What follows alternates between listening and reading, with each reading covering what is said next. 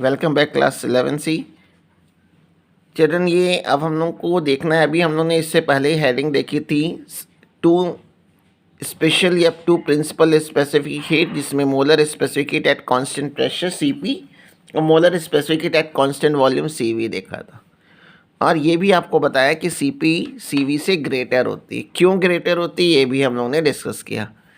Cp के case में यानी जब प्रेशर कांस्टेंट होता है तो कुछ एक्स्ट्रा हीट रिक्वायर्ड होती है गैस को। किस लिए रिक्वायर्ड होती है? To do some work against the pressure, यानी गैस के वॉल्यूम को बढ़ाने में कुछ एक्स्ट्रा हीट की रिक्वायरमेंट होती है।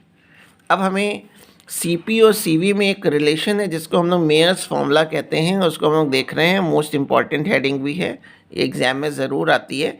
तो मैंने क्या किया है, 1 मोल गैस ले लिया और उसको हमने किसी सिलेंडर में इनक्लोज कर दिया, और उस गैस का टेम्परेचर डेल्टा T बढ़ाने के लिए हमने उसको delta Q amount of heat दी है।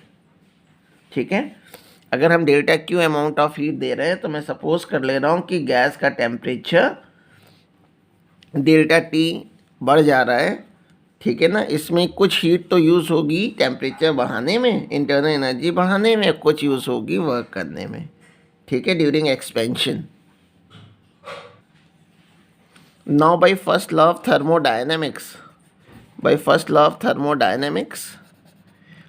थर्मोडायनेमिक्स में हम लोग ने ये पढ़ा था कि जो टोटल हीट हम गैस को देते हैं, the total heat delta Q given to a gas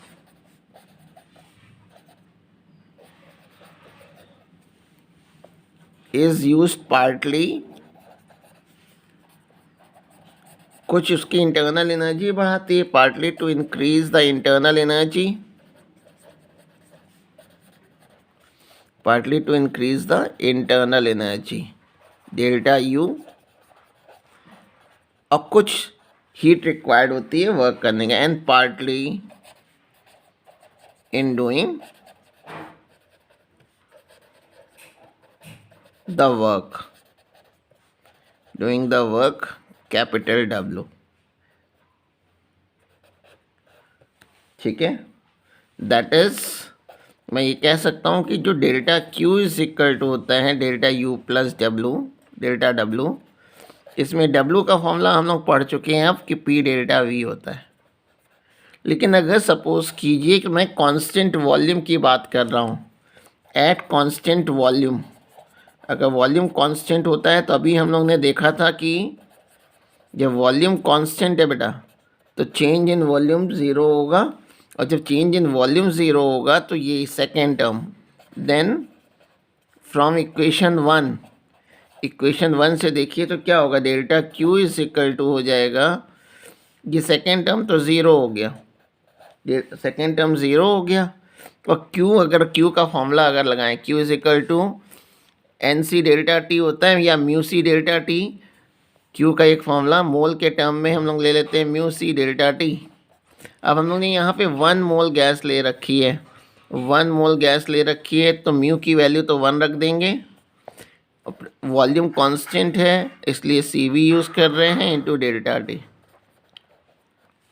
ठीक है, ये डेल्टा Q को मैंने कैसे लिखा है ये बात समझ में आ रही है, क्योंकि Q का formula mc delta T any mass के लिए होता है, लेकिन 1 मोल गैस के केस में म्यू सी डेल्टा T हो जाएगा। तो म्यू की वैल्यू 1 मोल हो गई, वॉल्यूम कांस्टेंट है इसलिए मैंने molar specific heat Cv use कर लिया, rise in temperature delta T था। ठीक है, तो यहाँ से अगर मैं Cv की वैल्यू निकाल लूँ तो यहाँ से Cv की वैल्यू आ गई delta U upon delta T। इसको मैं इक्वेशन 2 सपोज कर ले रहा हूँ। नाउ एट कांस्टेंट प्रेशर, अगर मैं कांस्टेंट प्रेशर की बात करूं, एट कांस्टेंट प्रेशर, अगर प्रेशर कांस्टेंट है तो हम लोग देख चुके हैं कि कुछ हीट तो यूज़ होती है गैस की इंटरनल एनर्जी बढ़ाने में और कुछ यूज़ होती है वर्क करने में। तो अब मैं first law of thermodynamics again use कर रहा हूँ, अगेन बाई फर्स्ट लॉ। अगर फर्स्ट लॉ को मैं दोबारा यूज़ कर लूँ तो delta Q is equal to होगा delta U plus P delta V, यानी इस केस में टेम्परेचर भी बढ़ेगा और साथ में गैस कुछ वर्क भी करेगी पिस्टन को डिस्प्लेस करने में। अब मैं डेल्टा क्यू की वैल्यू अगर यहाँ पे देखूँ, डेल्टा क्यू की जगह हम क्या रख सकते हैं, जैसे यहाँ सी वी डेल्टा टी था, आपकी से C P delta T is equal to delta U plus P delta V. Delta T से मैंने पूरी इक्वेशन को डिवाइड कर दिया, या डेल्टा टी को मैं दूसरी तरफ ले गया तो delta U by delta T plus P delta we by delta T. यहाँ पे मैंने पूरी इक्वेशन को डिवाइड किया है, divided by delta T on both side. Delta T से मैंने दोनों तरफ डिवाइड कर दिया। अब जरा मैं सी पी और सी वी का डिफरेंस देखूँ, इसमें से मैं इसको माइनस करने जा रहा हूँ।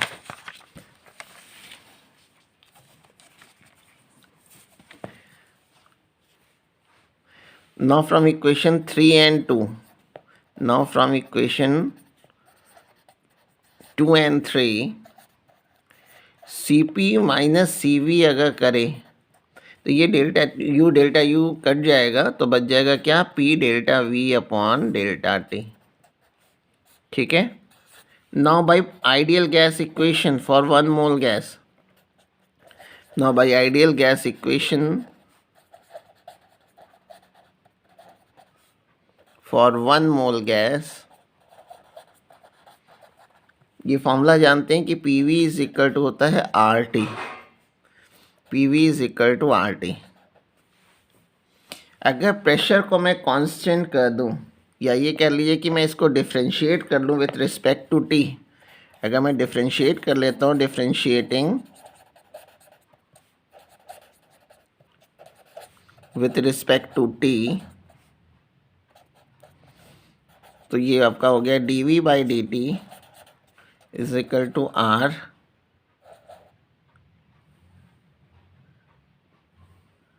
तो टी का डिफरेंशिएशन तो 1 हो जाएगा D by D T of capital T. तो टी का डिफरेंशिएशन 1 हो गया, तो P D V by D T की जो वैल्यू आ गई वो आर के इक्वल हो गई। इसको हम ये भी कह सकते हैं कि P delta we by delta T की जो वैल्यू है वो आर के इक्वल आ गई है। तो मैं यहाँ ये 5 से वैल्यू 4 में पुट कर रहा हूँ, पुट 5 इन इक्वेशन 4,